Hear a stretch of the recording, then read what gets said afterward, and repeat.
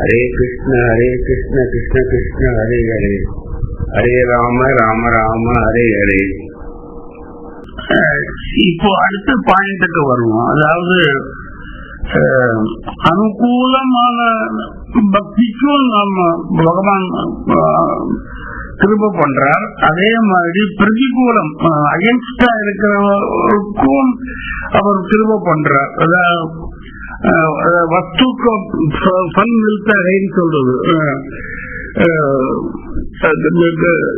கங்கை தண்ணியில கங்கையில எல்லா நதிகளும் சேர்றது. கங்கை ஒரிஜினலா அங்கிருந்து புறப்படுற மாதிரி சமுத்திரத்துல சேரும் போது அந்த மட்டும் இல்லை, எத்தனையோ கிளை நதிகளும் ஈவன் அழுக்கு சாக்கடை மற்ற எல்லா இதுவும் அதுல சேர்ந்து கங்கையாயிட்டு இருக்காங்க. அந்த மாதிரி சிசுபாலன், கம்சம், இரண்யகசிப்பு, இரண்யாக்ஷன்,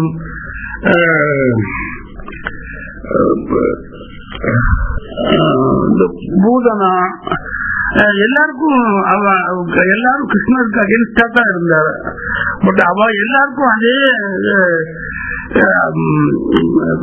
கிருஷ்ணர் அவரோட சேர்த்துட்டார். கோலோக பிருந்தாவனத்தில் அவரோட சேர்த்துட்டார். இதுக்கு என்ன அர்த்தம்னா, அவ அகேன்ஸ்டா இருந்தா கூட 24 மணி நேரமும் பகவானையே நினைச்சிட்டு இருந்தார். அதான் ரொம்ப இம்பார்ட்டன்ட். நம்ம ஃபார் ஆர் அகேன்ஸ்ட்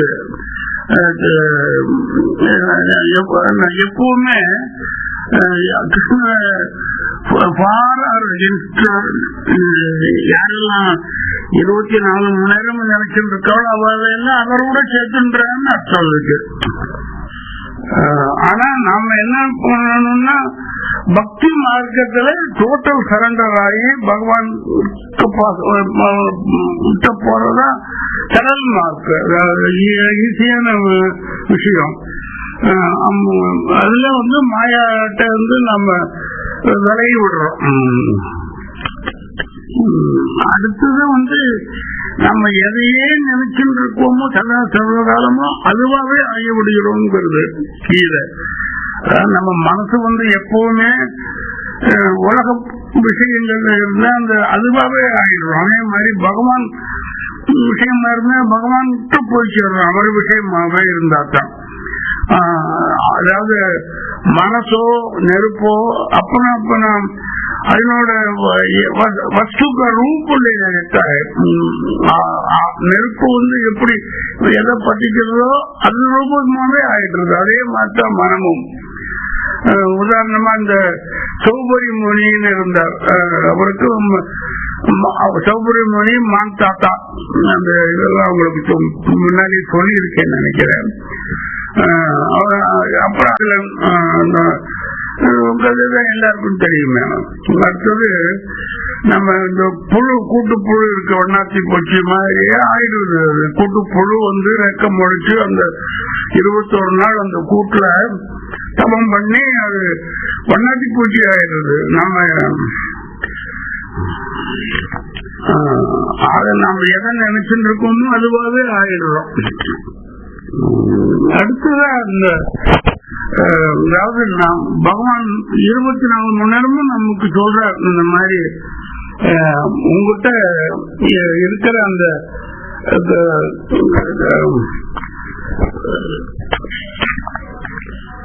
தூய்மை இல்லாத மனம், புத்தி, சரீரம் எல்லாமே எனக்கு கொடுத்துரும்.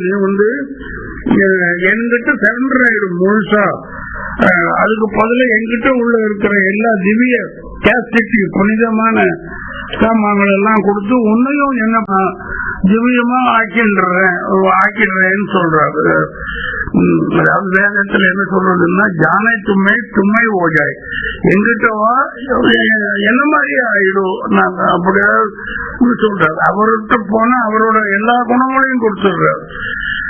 ஒரே 8 குணங்கள்னு பேரு, அதுல ஒரே ஒரு குணம் தவிர்த்து என்னன்னா சிருஷ்டி வியாபாரம் மட்டும் கொடுக்கறதில்லை. அவர் தானே சென்று அதை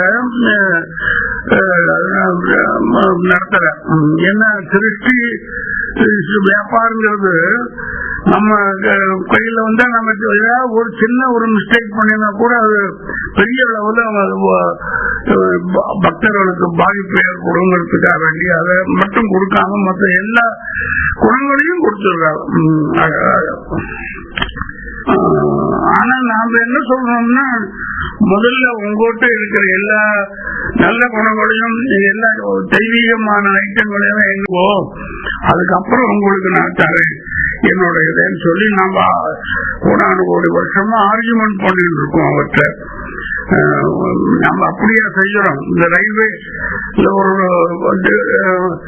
போவதுக்கு முன்னாடி டிக்கெட் வாங்க போகும்போது அந்த கவுண்டர் உள்ளுக்குள்ள ஒரு சின்ன ஒரு ஹோட்டல்ல ஒருத்தம் தெரியறான், ஒரு டெல்லிக்கு டிக்கெட் வாங்கணுமோ அல்லது பாம்பேக்கு டிக்கெட் வாங்கணுமோ ஒரு 500 1000 நம்ம அவங்ககிட்ட கொடுத்துட்டு வெளியே காத்துன்னு இருக்கோம். அவன் நம்புறோம், அவனை நம்புறோம், நம்ம ஏமாற்ற மாட்டாங்க. அதே மாதிரி அந்த பேங்க்ல செலான் கொடுக்கறோம், ஒரு 30 லட்சம் ரூபாய் டெபாசிட் பண்றதுக்கு. அந்த ஓட்டக்குள்ள எவனோ ஒருத்தர் உட்காந்து இருக்கான் பின் பக்கமா, நம்ம வெளியே உள்ளுக்குள்ள ஒரு 10 நிமிஷம் 15 நிமிஷம் நம்ம காத்துன்னு இருக்கோம். அவன் மற்ற வேலையெல்லாம் முடிச்சுட்டு எண்ணி அந்த கவுண்டர் ஃபைல்ல அந்த ஸ்டாம்ப் போட்டு கையெழுத்து போட்டு கொடுக்குற வரைக்கும் அவனா நம்புறான்.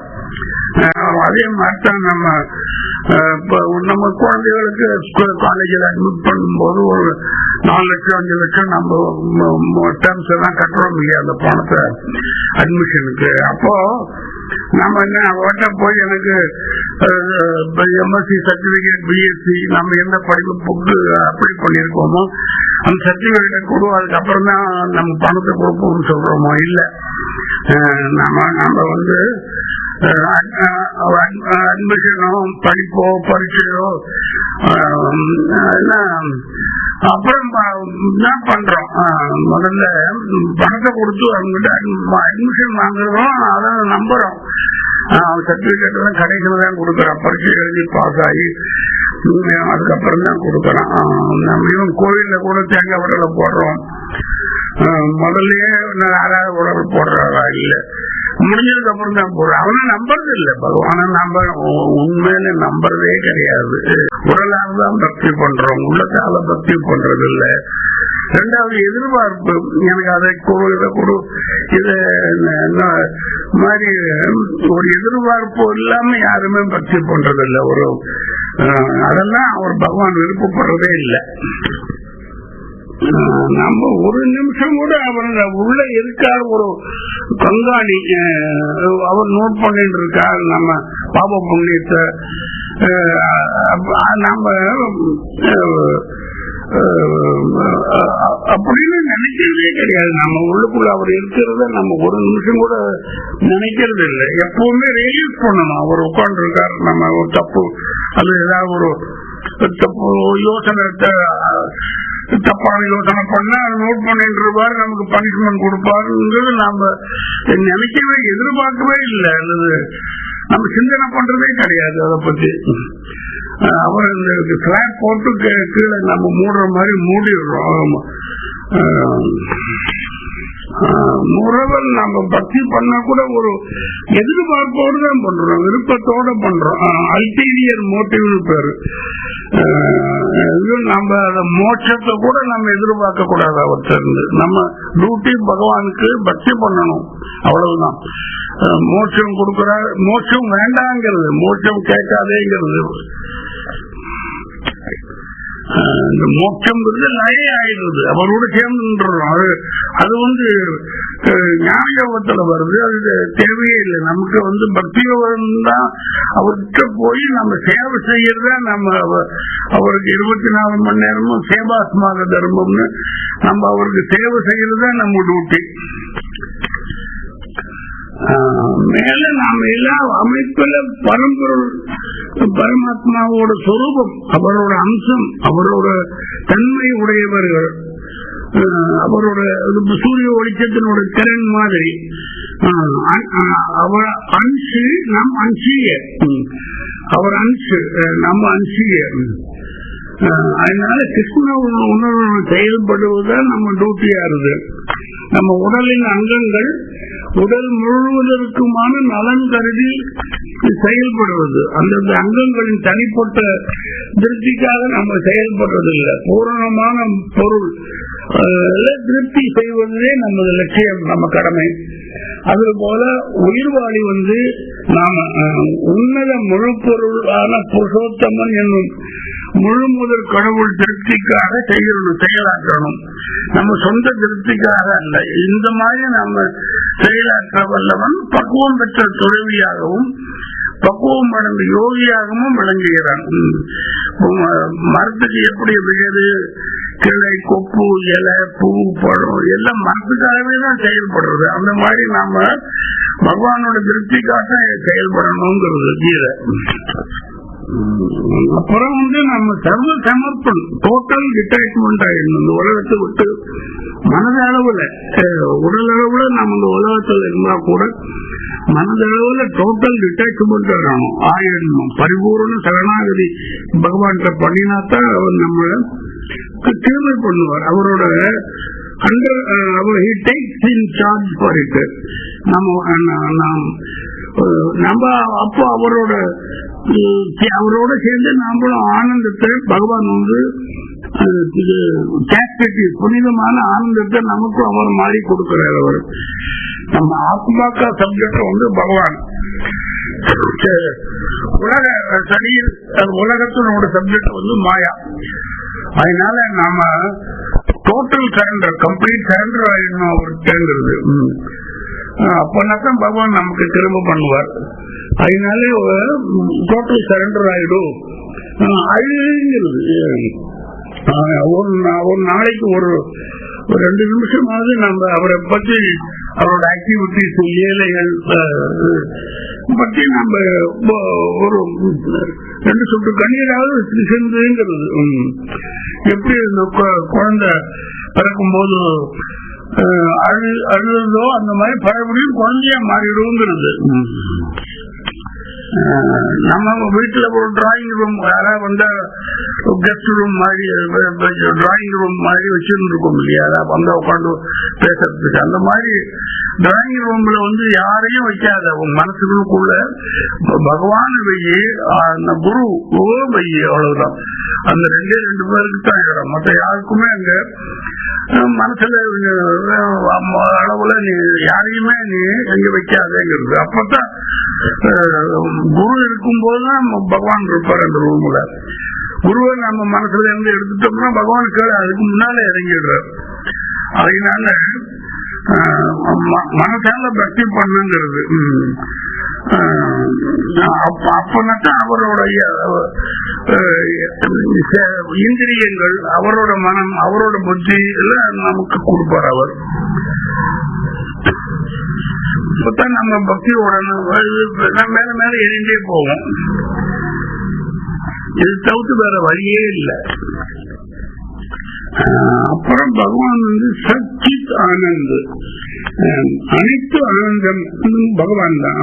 ஆனந்துக்காக கோட்டல் பண்டார் பகவான் தான். அவரோட எப்பவுமே அவர் பெயரை சொல்லி சங்கீர்த்தனம், ஹரே கிருஷ்ண மந்திரத்தை சொல்லிட்டு மனசு சுத்தம் பண்ணிட்டே இருங்கிறது.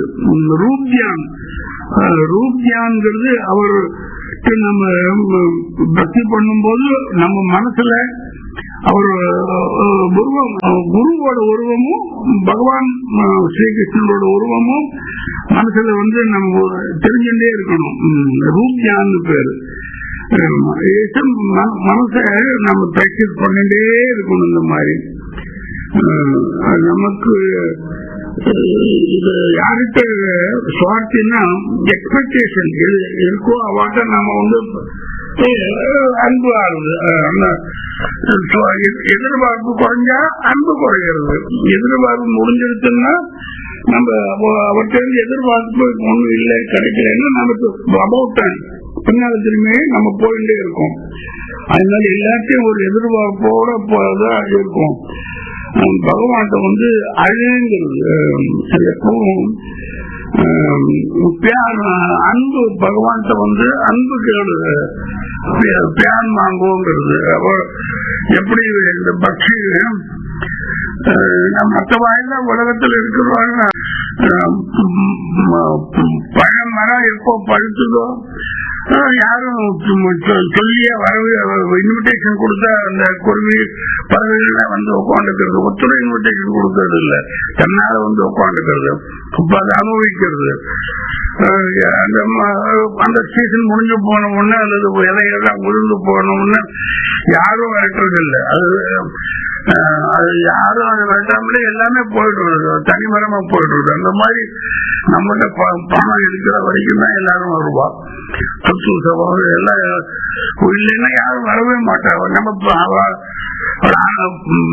விரட்டணுங்கிற அவசியமே இல்லை, கூப்பிடணுங்கிற அவசியமே இல்லை. அதே மாதிரி தான் எப்போதுமே நம்ம தனிப்பட்டவங்க கிடையாது, பகவான் நம்ம கூட இருக்காது அப்படின்னு நினைச்சுங்கிறது. மனசால வைராக்கியத்தோடு சாதன சேவை பண்ணுங்கிறது. வைராக்கியத்தோடு பகவான்கிட்ட திரக விசுவாச பகவான் நமக்கு வந்து காப்பாற்றுவார் அப்படின்னு சொல்லி அதை சேவை பண்ணுங்கிறது. எவ்வளவோ இருக்கு பகவான் பக்தியில் எத்தனையோ வகை இருக்கு. நான் கூட இந்த டிவியில கூட ஒரு நிகழ்ச்சியை பார்த்தேன். அதாவது ஒரு கும்பமேளால ஒரு 20 வருஷமா ஒருத்தர் நின்றுட்டே இருக்கான். ஒரு தூளி மாதிரி ஒரு குழந்தைய துணியை கட்டிக்கிற 1 வயசு 2 வயசு குழந்தைய விடுவா இல்லையா, அந்த மாதிரி 20 வருஷமா நின்றுட்டு இருக்கான். ஒத்த காலில் நின்று அந்த தூங்குறதோ இதுவோ அந்த தூளி மேல ஒரு கட்டை மாதிரி இருக்கு, அந்த கட்டை மேல கையை வச்சுட்டு தூங்குறான் ஒரு 10 நிமிஷம். அப்புறம் அந்த மாதிரி பகவான்கிட்ட பக்தி பண்றதுக்கு எந்த ஒரு நியமமும் கிடையாது. ஒவ்வொருத்த வந்து 40 வருஷமும் ஒரு கையை தூக்கிட்டு இருக்கான். அந்த நெகமெல்லாம் ஒரு அரை அடி 3/4 நெகமே சுருண்டு வளர்ந்து இருக்கு. அந்த மாதிரி பகவான்கிட்ட பக்தி பண்றதுக்கு அது ஒரு விதமான பக்தி அவள் நினைக்கிறா. எனக்கு இது மூலியமா பகவான் கிடைப்பார் அப்படின்னு. அந்த மாதிரி பகவான்கிட்ட பக்தி பண்றதுக்கு எந்த நியமமுமே கிடையாது. ஒரு சின்ன விஷயம் என்னன்னா, ஹரி ஒரு 4 நாள் தான் ஹரி குரு நிரந்தர கண்டினியூஸ் பக்தி பண்ணணுங்கிறது. பிரேக் கொஞ்சம் ஒரு 1 மணி நேரம் 2 மணி நேரம் பகவான்கிட்ட பக்தி பண்ணிட்டு ஒரு 23 hours 24 ஹவர்ஸ்க்கு பதில 23 அல்லது 22 மற்ற நேரங்கள்ல உலக விஷயங்கள்ல மாட்டிட்டு நம்ம அவரை பத்தி நினைக்காமலே பண்ண அது வந்து ரியல் பக்திங்கிறது. அப்புறம் நிஷ்காம், எந்த ஒரு எதிர்பார்ப்பும் இல்லாத பக்திங்கிறது. அப்புறம் अनन्य उसका भगवान को छोड़कर मतलब பக்தி பண்ணாது நிஷ்காம் பக்தின்னு பேரு. அதாவது நிஷ்காம் பக்தி பண்ணினா எதிர்பார்ப்பு இல்லாத பக்தி.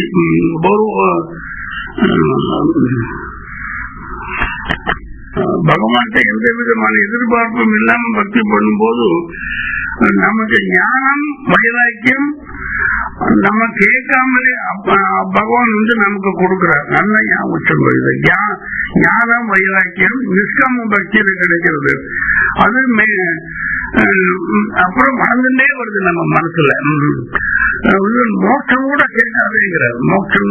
கேட்காதேங்கிறார். எப்படி சாப்பிட்டதுக்கு அப்புறம் திருப்தி வருதோ, அப்புறம் ஒரு 4 நாளைக்கு சாப்பிடாம பட்டியா இருந்துட்டு அப்புறம் சாப்பிட்டவங்க உடம்புல ஒரு தெம்பு வருது இல்லையா, அந்த மாதிரி நிஷ்காம் பக்தி பண்ணும்போது நமக்கு பகவான் வந்து ஞானம் வைராக்கியம் தன்னால கொடுக்கிறார் அவர். நாம எங்கேயுமே எதிர்பார்க்கவே வேண்டாம், அது வளர்ந்துட்டே வரும். அந்த மாதிரி அப்புறம் அனன்ய பக்திங்கிறார். அனன்ய பக்தின்னு சொன்னா ஹரிகுரு சே பால்மத் ஜாவ், அதாவது அந்த கேவல் ஒன்லி ஸ்ரீகிருஷ்ணர் அண்ட் குரு, வேற கதி இல்லை, இந்த மாதிரி நினைச்சுக்கோ. அதான் அனன்ய பக்தின்னு பேரு.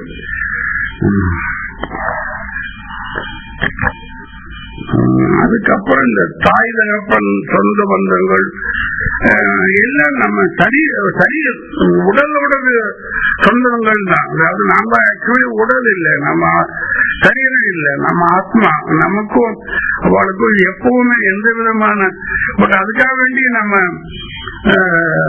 அவளை விட்டேற்றி இருந்துட முடியாது. ரியல் இப்ப தாய் தகப்பன் பகவான் ஒருத்தர் தான். அப்புறம் நமக்கு இருக்கிற செல்வம், தொழில், குடும்பம் இதெல்லாம் ஒரு ட்ரஸ்ட் தான், ஒரு அறக்கட்டளைன்னு நினைச்சுட்டு நம்ம செயல் நம்ம விளைவுகள் நம்ம பாதிக்காது. இந்த கடமை டியூட்டி இது ஒரு இந்த ட்ரஸ்ட் காரியத்தை நம்ம ட்ரஸ்ட் முடிக்கணும். நம்ம ட்ரஸ்டுக்கும் ட்ரஸ்டிக்கும் வித்தியாசம் இருக்கு.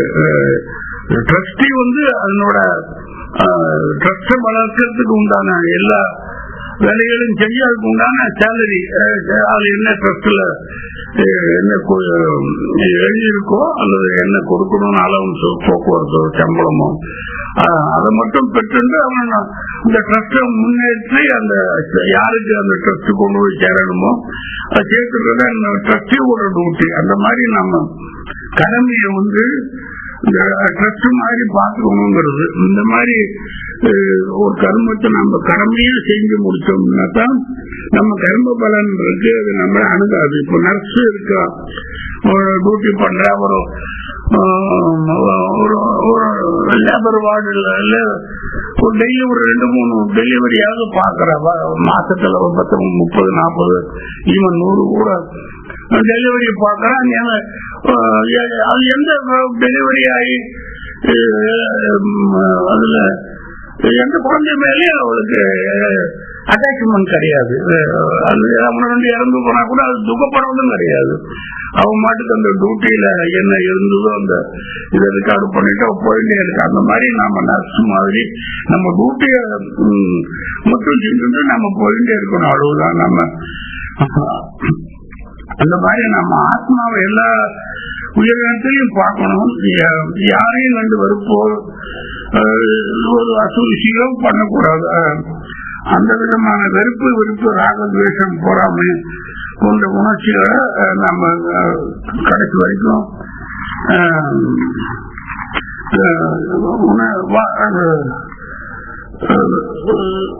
உணர்ச்சி போறாம எல்லாம் வாய்ப்பே கிடைக்காது. அந்த மாதிரி நாம வேறு நம்ம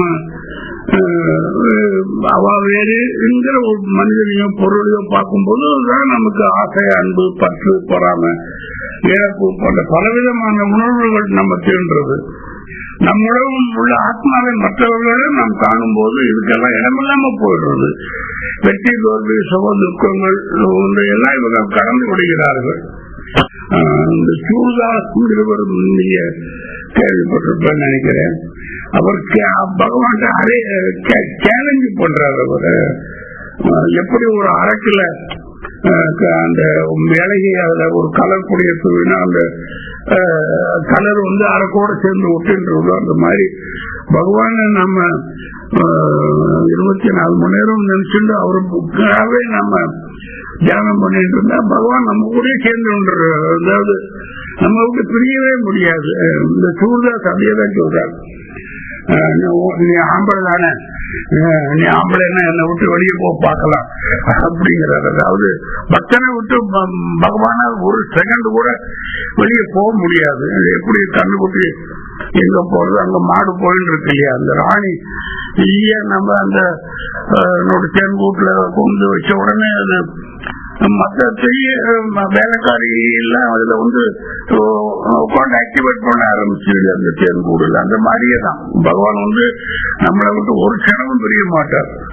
நம்ம உண்மையில உடல் அளவுல இல்லாம உள்ளத்து அளவுல அவற்றை பக்தி பண்ணினோம். உண்மையில உடல் அளவுல இல்லாம உள்ளத்து அளவுல அவற்றை பக்தி பண்ணினோம். இதுல சில முக்கியமான விஷயங்களை மட்டும் பார்ப்போம். நம்ம அந்த கீதை எப்பவுமே ஜாதி தர்மத்தின்படி செயல்படுன்னு எங்கேயுமே சொல்லல. மாறாக இயல்பா மனுஷனுக்கு சுதர்மமான தர்மம் படி செயல்படு, சுதர்மம் தான் சொல்றது. சுதர்மத்தினால தர்மம் படி செயல்படும் தான் சொல்றது. வர்ணாசிரம தர்மம் என்னால் உருவாக்கப்பட்டது, அதாவது பகவானால் உருவாக்கப்பட்டது. ஆனால் இதையெல்லாம் மீறி இயல்புபடி சுதர்மமா என்னிடம் மட்டுமே பக்தி செய்து என்னிடம் ஒருவன் எனக்கு மிகவும் பிரியமானவன் சொல்றார் கீதையில. உதாரணத்துக்கு இந்த துரோணாச்சாரியார், கிருபாச்சாரியார், அஸ்வத்தாமன், பரசுராமர், விஸ்வாமித்திரர், அந்த மாதிரி இவெல்லாம் துரோணர், கிருபர், அஸ்வத்தாமன் பிராமண சமூகத்தை சேர்ந்தவர்கள். ஆனா போர்க்கலையில அவளை மிஞ்சறதுக்கு யாருமே கிடையாது. அதனால அதையே செஞ்சார். இயல்பா அவளுக்கு என்ன வந்ததோ சுதர்மமா அதையே செஞ்சதுனால அவ கடைசி வரைக்கும் அவ பகவான்கிட்ட போய் சேர்ந்தார். அதே மாற்றம் பரசுராமர் சத்திரியராகவே பிராமணரா இருந்தா கூட சத்திரிய வம்சத்துல சேர்ந்த மாதிரி 21 முறை சத்திரியர்கள் அழித்தார். சத்திரியர்களாகவே கடைசி வரைக்கும் வாழ்ந்தார். அதே மாதிரி விஸ்வாமித்திரர் சத்திரியரா பிறந்து பகவான்கிட்ட பிரம்மரிஷி பட்டம் பெற்று ஒரு பகவான்கிட்ட போய் சேர்ந்தார் விஸ்வாமித்திரரும். அந்த மாதிரி பகவான் தர்ம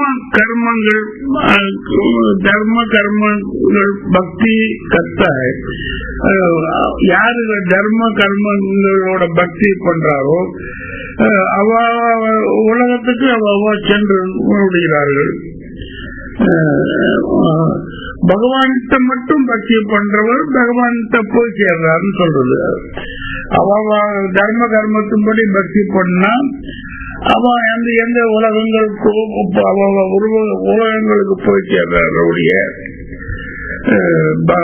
பகவான்கிட்ட மட்டும் பக்தி பண்ணினா ஒரு பகவான்கிட்ட தான் போய் சேர்றாரு. அதாவது ஒரு தகப்பனார் காலம் ஆயிட்டா அந்த ஒரு பையன் தகப்பனார்னால பெரியமா இருந்து தகப்பனார் நினைச்சிருந்தே உயிர கடைசி காலத்துல விட்டா கூட அந்த தகப்பனார் யாராவது ஒரு கழுதியா பிறந்திருந்தாரு வச்சுக்கோங்களேன் அடுத்த ஜென்மத்துல. அது நமக்கு தெரியாது. ஆனா அந்த கழுதைக்கு நாம ஒரு குட்டி கழுதியா அவரோட தகப்பனார் வயிற்றுல போய் பிறப்போம். அவரையே நினைச்சுட்டு நம்ம உயிரை விட்டா. அதே மாதிரி இந்த கரண்ட் ஷாக் அடிக்கிறது இல்லையா, அதுல ஒண்ணு யாரு கரண்ட் இல்ல மாட்டேன்றாரு அவளை போய் பிடிச்சா நம்மளும் இந்த கரண்ட் இழுத்துட்டு போயிடுற அவளோட சேர்ந்து. அந்த மாதிரி தான். அதுக்குதான் இந்த மனம் மன்னியேவ மனுஷானாம் காரணம் வந்த மோட்சம்ங்கிறது. அதாவது நரகம் மோட்சம் எங்க போறதுக்கும் காரணம் இந்த மனம் தான். நம்ம மனசாலதான் நம்ம பகவான்கிட்ட பக்தி பண்ணணும். அந்த மாதிரி நம்ம மனசுல என்ன இருக்கோ அது பிரகாரம் தான் நம்ம கடைசி வரைக்கும் அங்க போய் சேருவோம். அதனால மனம் is the best friend and worst எனிமிங்கிறார். துராச்சார உரத்து, அதாவது தாடி கட்டிய கணவனை பரபுருஷனுடன் சேர்ந்து கொலையும் பத்தைங்கிறார். அப்புறம் அது என்ன மனம் சாறு எனக்கு, சக்கரம் உனக்கு, பழம் எனக்கு, தோல்வி உனக்கு.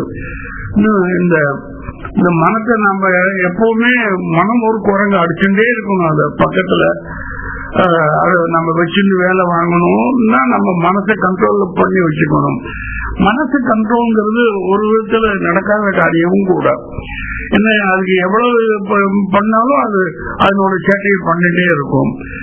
ஆக மனசை கண்ட்ரோல் பண்றதுக்கு பகவான் ஒரு சின்ன வழி சொல்றாரு. என்னன்னா, என்கிட்ட கொண்டு என்னோட காலடியில அதை கட்டிடும் மனச. அப்போ மனசு எங்கேயும் போவாதுங்கிறார். முதல்ல நம்ம ஒரு 100 அடி உள்ள ஒரு கயர்ல பெருசா பகவான் முளையடிச்சு அந்த மனசை நம்ம சுத்த விட்டோம்னா அது ஒரு 2 நாளைக்கு அந்த வீட்டுக்குள்ளேயே சுத்தின்னு இருக்கும். அப்புறம் அது ஒரு அடுத்த ஒரு 2 நாள் கழிச்சு ஒரு 50 அடியா அதை குறைச்சிடணும். அந்த கயலை இழுத்து பகவான் பக்கத்துல 50 அடி ரேஞ்சில சுத்துற மாதிரி வச்சுருக்கோம். அப்ப அந்த 50 அடி ரேஞ்சுக்குள்ளேயே தான் என்னோட ஆக்டிவிட்டிஸ் குரங்கு கேட்ட பண்ணோம். அடுத்ததா ஒரு அடி 2 அடி 3 அடிக்குள்ள பகவானோட காலடியில கட்டிட்டோம்னா அதுலயே அடங்கி போயிடும் குரங்கு. நம்ம ரேஞ்ச் எல்லாம் இவ்வளவுதான், இனிமே இந்த 3 அடிக்கு மேல நம்ம சுத்த முடியாது அப்படின்னா, அதனால மனசை பகவான்கிட்ட கட்டிடணும். மனசை பகவான்கிட்ட கட்டினா நம்ம எப்படி மனசை பகவான் இடத்துல கட்டிட்டா எப்படி பின்னால இந்திரியங்கள் மற்றும் அன்னபிற ஆக்டிவிட்டிஸ் எல்லாம் நடைபெறும். மனசை பகவானிடம் கட்டிவிட்டால் அனுமார் மாதிரி, அதாவது ஸ்ரீராமரின் வனவாசம் எல்லாம் முடிந்து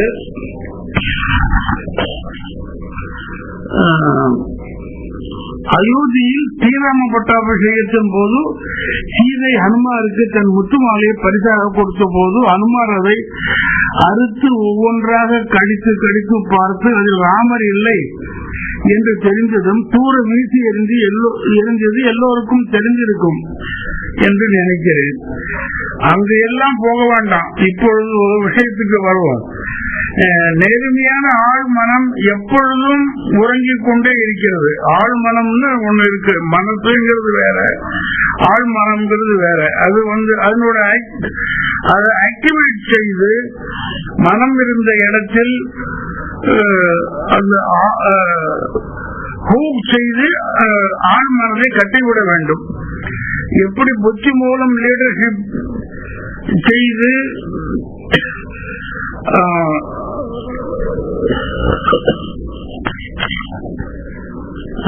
எப்படி புத்தி மூலம் லீடர்ஷிப் செய்து கொண்டிருந்த நாம் ஜீவாத்மாவை ஆக்டிவேட் செய்து அதன் கையில் லீடர்ஷிப்பை கொடுத்து விட்டோமோ அதுபோல ஆள் மனதையும் கூப் செய்து